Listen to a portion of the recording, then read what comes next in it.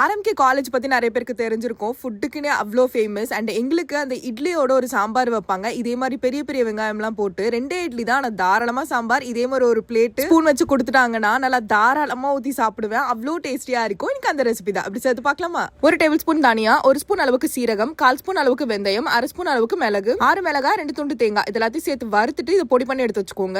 1/4 cup அளவுக்கு எண்ணெய் ஊற்றிக்கோங்க. 1/2 ஸ்பூன் அளவுக்கு சீரகம், ஒரு 4 காஞ்ச மிளகா சேர்த்துக்கலாம். 5 மீடியம் சைஸ் வெங்காயம் 4 கட் பண்ணி எடுத்து வச்சிருக்கேன். அதை சேர்த்துக்கலாம். இது ரொம்பலாம் வதக்க வேண்டாம். இது கூடவே 2 கொத்து கருவேப்பிலை, 3 பச்சை மிளகாய் சேர்த்து நல்லா வதக்கிக்கோங்க. 1 ஸ்பூன் அளவுக்கு உப்பு சேர்த்துக்கலாம். வெங்காயம் ரொம்பலாம் வதங்க வேண்டாம். லைட்டா வதங்கினதும் இது கூடவே 3 மீடியம் சைஸ் தக்காளி அதையுமே சேர்த்து நல்லா வதக்கிக்கலாம். தக்காளி நல்லா பொடியா கட் பண்ணிக்கோங்க. தக்காளி ஓரளவுக்கு வதங்கினதும் 2 டேபிள் ஸ்பூன் அளவுக்கு குழம்பு மிளகாய் தூள், 1/4 ஸ்பூன் மஞ்சள் தூள், 1 ஸ்பூன் அளவுக்கு வெறும் மிளகாய் தூள், 2 ஸ்பூன் அளவுக்கு தனியா தூள் சேர்த்துக்கோங்க. இதெல்லாத்தையும் கலந்து விட்டுக்கலாம். இதோட 2 கிளாஸ் அளவுக்கு தண்ணி சேர்த்துக்கோங்க. நல்லா கொதி வரும்போது நம்ம அரைச்சு வச்சிருந்த பொடியை சேர்த்துருங்க. லோ ஃபிளேம்ல ஒரு 3 நிமிஷம் வரைக்கும் நல்லா குக் ஆகட்டும். 1 கிளாஸ் துவரம் பருப்பு வேக வச்சு எடுத்து வச்சிருந்தேன். அதை சேர்த்துக்கலாம். இதோட ஒரு சின்ன நெல்லிக்காய் சைஸ் அளவுக்கு புளி தண்ணி 1 கப் அதையுமே சேர்த்துக்கலாம். கலந்து விட்டுட்டு ஒரு சின்ன துண்டு வெல்லம், 1/2 ஸ்பூன் பெருங்காயம், 1 டேபிள் ஸ்பூன் அளவுக்கு நெய் சேர்த்துக்கோங்க. ஹை ஃபிளேம்ல வச்சுட்டு குழம்பு நல்லா 1 நிமிஷம் நல்லா கொதிக்கட்டும். இதோட கை நிறைய கொத்தமல்லி சேர்த்து இறக்குனீங்கன்னா ஒரு சூப்பரான டிஃபன் சாம்பார் ரெடி.